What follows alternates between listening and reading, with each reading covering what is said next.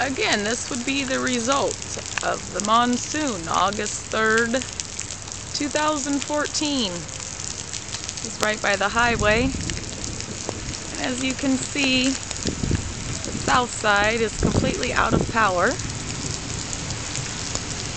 due to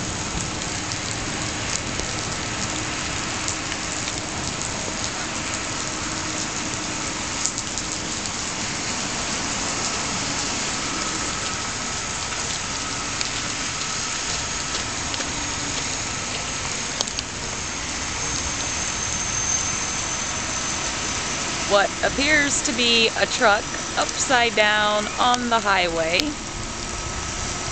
with crews, power lines,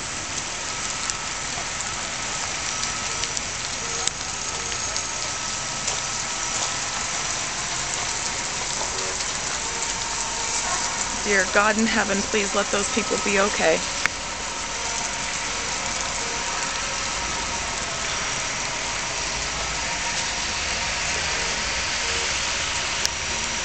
As you can see, here's the power lines all the way down.